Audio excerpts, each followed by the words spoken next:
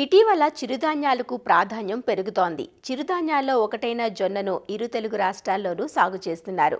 ఆంధ్రప్రదేశ్లో జొన్నను ఉమ్మడి కర్నూలు, ప్రకాశం, చిత్తూరు, కడప, ఉత్తర కోస్తా జిల్లాల్లోనూ, తెలంగాణలో ఉమ్మడి మహబూబ్ నగర్, నిజామాబాద్ జిల్లాల్లో జొన్నను సాగు చేస్తున్నారు. బెట్టను తట్టుకొని వర్షాధారంగా పెరిగే జొన్న సాగులో పెట్టుబడులు కూడా తక్కువే. ఖరీఫ్ పంటగా జొన్నను జూన్ మొదటి వారం నుంచి జూలై 15 వరకు విత్తేందుకు అనుకూలమైన సమయం. ఆలస్యంగా విత్తుకుంటే చీడపీడల బెడద, ముఖ్యంగా మొవ్వు ఈగ బెడద ఎక్కువవుతుంది. కాబట్టి సాగుకు ఉపక్రమించే రైతులు మేలైన రకాలను ఎంచుకోవడంతో పాటు సకాలంలో విత్తడం, సాగులో మెలకువలు పాటించడం ద్వారా ఎకరాకు 20 నుంచి 25 క్వింటాళ్ల అధిక దిగుబడులు సాధించే అవకాశం ఉందంటూ ఖరీఫ్ జొన్న సాగు వివరాలు మనకందిస్తున్నారు ఆచార్య ఎన్జీ రంగా వ్యవసాయ విశ్వవిద్యాలయం ఆముదాల వలస కృషి విజ్ఞాన కేంద్రం శాస్త్రవేత్త డాక్టర్ కిరణ్ కుమార్. ప్రస్తుతం రైతు సోదరులు ఈ తొలకరిలో ఈ జొన్న పంట వేయడానికి ఎక్కడైతే మనకి ఈ వర్షాధారంగాను అలాగే కొంచెం మెరక ప్రాంతాలు ఉంటాయో వాటి దగ్గర ఈ ఖరీఫ్ జొన్నని ఎక్కువగా సాగు చేస్తూ ఉంటారు.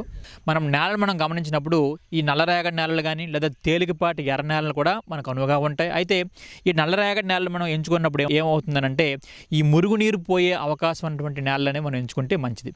నేల తయారీ మనం గమనించినప్పుడు దీన్ని 3 నుంచి 4 దుక్కులు చేసి 4 టన్నుల వరకు కూడా పశువుల ఎరువుని మనం ఆఖరి దుక్కులో వేసుకొని మనం కలిగి దున్నుకున్నట్టయితే దీంట్లో మంచిగా దిగుబడులు రావడానికి ఆస్కారం ఉంటుంది. అలాగే వీటితో పాటు రకాలు మనం గమనించినప్పుడు ఈ పాలెం 2 అనే రకం, ఇది 105 నుంచి 110 రోజుల్లో పంట చేతికొస్తూ 11 నుంచి 12 క్వింటాల దిగుబడిని ఒక ఎకరాకి అందిస్తూ బూజు తెగుల్ని మనకి కొంతవరకు తట్టుకుంటుంది. అలాగే ఇది తెలుపు గింజ రకం అన్నమాట. అలాగే PSV 56, ఇది 110 నుంచి 115 రోజుల్లో పంట చేతికి వచ్చేస్తూ 10 నుంచి 12 క్వింటాల దిగుబడిని ఒక ఎకరాకి అందిస్తూ గింజ బూజుని అలాగే ఆకుమచ్చని తట్టుకుంటుంది. అలాగే అధిక చొప్పని ఇస్తుంది అనమాట. వీటితో పాటుగా N15 అనే రకం, ఇది పచ్చజొన్న రకము, ఇది 115 నుంచి 120 రోజుల్లో పంట చేతికి వచ్చేస్తుంది.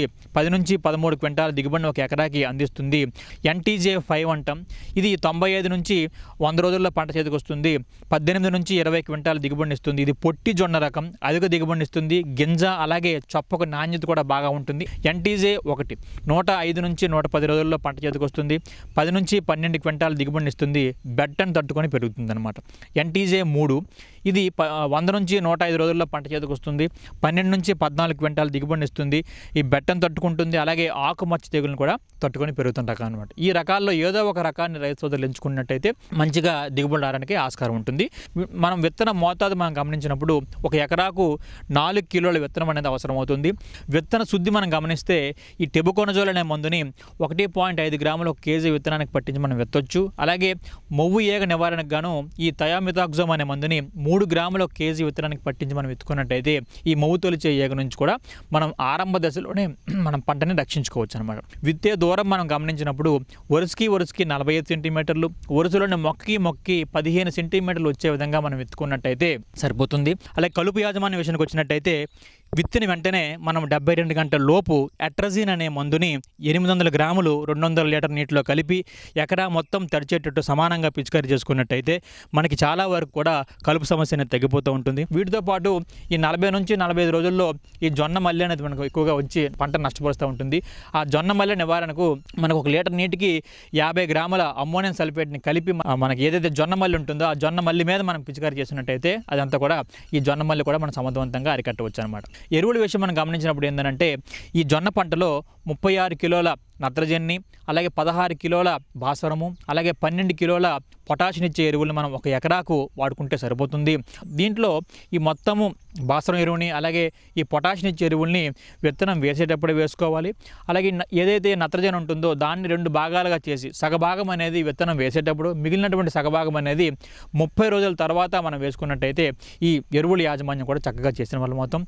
నీటి యాజమాన్యం మనం గమనిస్తే ఈ ఖరీఫ్ పంటలో మనకు నీటి పెట్టాల్సిన అవసరం అనేది ఉండదు. ఒకవేళ బెట్ట పరిస్థితులు మనం గమనిస్తే ముఖ్యంగా కూడా పూత దశలోను గింజ పాలు పోసుకున్న దశల్లో బెట్టకి ఏమైనా పంట గురైనప్పుడు ఆ 2 దశల్లో కూడా తేలికపాటి నీటి తొలలు కట్టినట్టయితే సరిపోతుంది. అలాగే సస్యరక్షణ విషయం మనం గమనిస్తే ఈ సస్యరక్షణలో కత్తెర పురుగు అనేది ఎక్కువగా ఆశించి పంట నష్టపరుస్తూ ఉంటుంది. మొదటగా ఆకుల మీద ఆశించి ఆ ఆకుల పైన ఇర్రెగ్యులర్ రంధ్రాలను పెట్టి ఆ తర్వాత మొక్క ఆకంతటిని కూడా తినేసి ఒక నడిమియని మాత్రమే వదిలేస్తూ ఉంటుందన్నమాట. ఈ కత్తెర పురుగుని మనం నివారించాలంటే ఈ ఆరంభ దశల్లో 5% వేప గింజల కషాయాన్ని మనం పిచికారీ చేయొచ్చు, లేదా వేప నూనెని 5 మిల్లీలీటర్లు 1 లీటర్ నీటి కలిపి పిచికారీ చేస్తే ఈ పిల్ల పురుగులు అనేవి మనకు రాకుండా ఉంటుంది. వాటితో పాటుగానే ఏవైతే ఆ మొక్కల ఆకుల మీద గుడ్లు ఉన్నాయో వాటి నుంచి పిల్లలు అనేవి పొదగకుండా మనం ఆపొచ్చు అనమాట.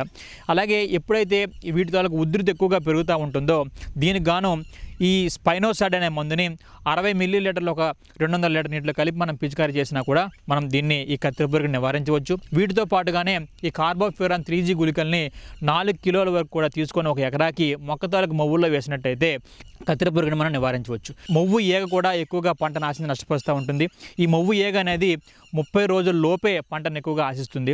ఈ మొవ్వు ఈగ ఆశించినటువంటి పంటల్లో ఎక్కువగా కూడా ఏదైతే మొవ్వు ఉంటుందో ఆ మొవ్వు అంతా కూడా వాడిపోయి ఎండిపోయి చనిపోవడం జరుగుతుంది. ఆ చనిపోయినటువంటి మొవ్వుని మనం పీకినప్పుడు చాలా సులువుగా బయటకు వచ్చేస్తుంది. దాంతోపాటు కుళ్ళిపోయినటువంటి వాసన కూడా మనకి బయటికి వస్తుందన్నమాట.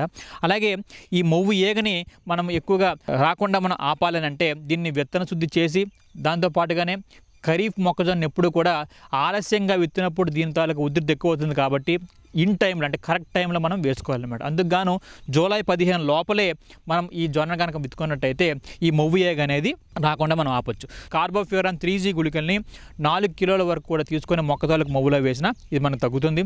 వీటితో పాటుగా సైపర్మెత్రిన్ అనే మందుని 1 మిల్లీలీటర్ 1 లీటర్ నీటి కలిపి పిచికారీ చేసినా కూడా నివారించవచ్చు. ఇక ఈ తెగుళ్ళలో ఈ గింజబూజు తెగులు మనం గమనిస్తే ఇది ఎక్కువగా ఖరీఫ్లోనే అంటే తొలకరలోనే ఎక్కువగా పంట నాశించి నష్టపరుస్తూ ఉంది. కంకి లోపల ఈ శిలీంధ్రం అనేది ఎక్కువగా పేరుకుపోయి పంటను నష్టపరుస్తుంది అనమాట. ఈ గింజబూజు తెగుల్ని మనం నివారించాలంటే ఈ ప్రొపికొనజోల్ అనే మందుని 0.5 మిల్లీలీటర్లు 1 లీటర్ నీటి కలిపి పిచికారీ చేయొచ్చు. అలాగే కోత విషయం మనం గమనిస్తే ఈ కోతకి వచ్చేటప్పుడు ఈ కంకిలో ఉన్నటువంటి గింజలన్నీ కూడా నల్ల రంగు చుక్కలు అనేవి నల్ల రంగు చార్లు అనేవి మనం గమనించవచ్చు. అలా గమనించిన వెంటనే మనం కంకిలను కోసుకొని నూర్పిడి చేసుకున్నట్టయితే మనం గింజల్ని సులువుగా తీయడానికి ఆస్కారం ఉంటుంది. యాజమాన్య పద్ధతులన్నింటినీ సక్రమంగా పాటించినట్టయితే ఖరీఫ్ జొన్న పంటలో మంచి దిగుబడులు అలాగే మంచి నికర ఆదాయం పొందడానికి ఆస్కారం ఉంటుంది.